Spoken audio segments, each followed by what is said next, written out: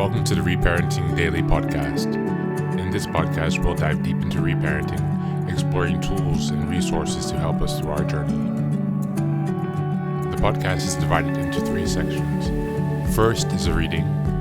Second is a discussion of the reading, followed by a journal prompt. And the last section is a peaceful meditation for closing.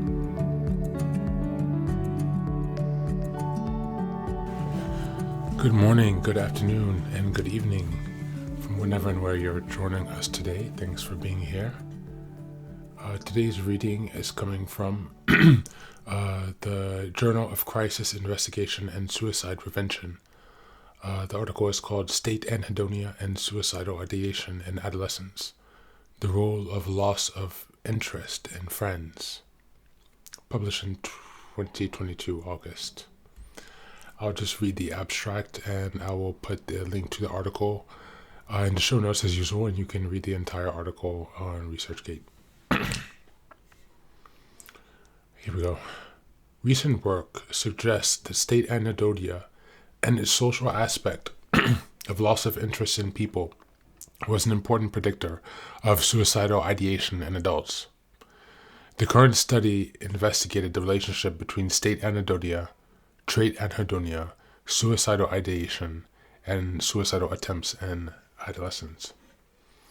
Method. State anhedonia was assessed using the anhedonia subscale from the Child Mood and Feeling Questionnaire, while trait and social anhedonia was assessed using the adolescent anticipatory and consolatory interpersonal pleasure scales and the temporal experience pleasure scales.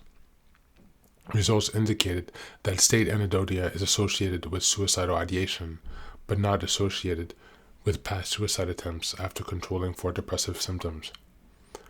Academic stressful events moderated the relationship between state anhedonia and suicidal ideation.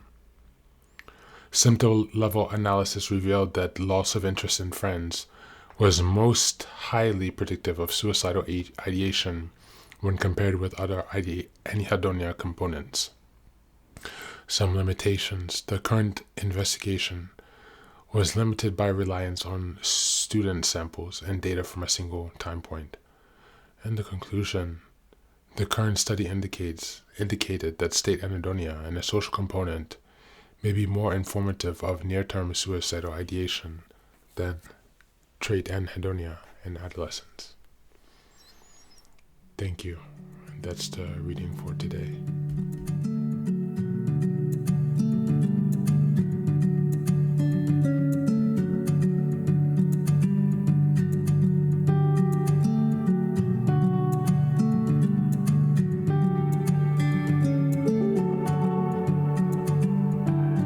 Hello and welcome back. Thanks for being here again. So this is talking about social anhedonia. And anhedonia is defined as the lowered inability to experience pleasure or positive feelings from social interactions and social exchanges. So this is particularly social anhedonia. You can also have general anhedonia, which is for the loss of ability to feel general pleasure. And social anhedonia is when you lose the ability to experience pleasure from social interactions. If you're someone who's grown up in a toxic and dysfunctional home, someone who has experienced repeated abuse, or someone who has attracted repeated abuse because of your toxic family programming, then it's quite common that you will experience social anhedonia, a lack of interest in people and relationships, because of the pure fact that you only expect further abuse and violence and negative situations and emotions. On top of that, you don't experience any benefit because the people that you are interacting with are not really people who are able and willing to be good partners. And so the bottom line is, it's quite normal when you've had these experiences not then to be so fond of people, to even turn into a misanthrope. Because it's just a natural consequence of dealing with and experiencing abuse and trauma, particularly on a recurring basis. So never feel bad about yourself for that or feel guilty for that. It's a challenge that a lot of us face. So social anhedonia Today, let's reflect on how do you feel about your current ability to enjoy interactions and connecting with people. How do you feel about the ability to manage your symptoms of anhedonia if you notice them? Perhaps that's the first question. Have you ever noticed any symptoms or moments of anhedonia in your time? Are you experiencing anhedonia now? Are you able to determine the triggers of your anhedonia? Which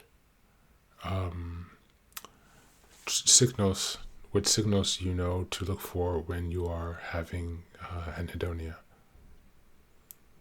It's really a painful experience.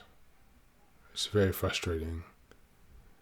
And so I definitely suggest that you check out this article and take some time to do some more reading and research into anhedonia, because now there's currently no cure. And so once you have it, it is a big challenge to overcome. So again, anyway, thank you for being here. And as always, take care of yourself and be well.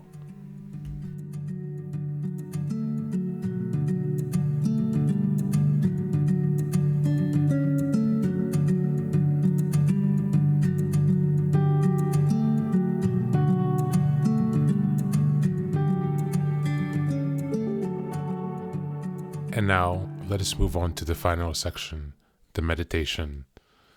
This is an unguided meditation. I will simply provide some music and you can take some time to relax. Please feel free to choose a location and a place where you feel safe and where you can be undisturbed for the next 10 minutes.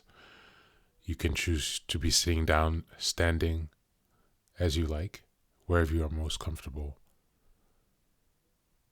Thank you for being here and enjoy the meditation.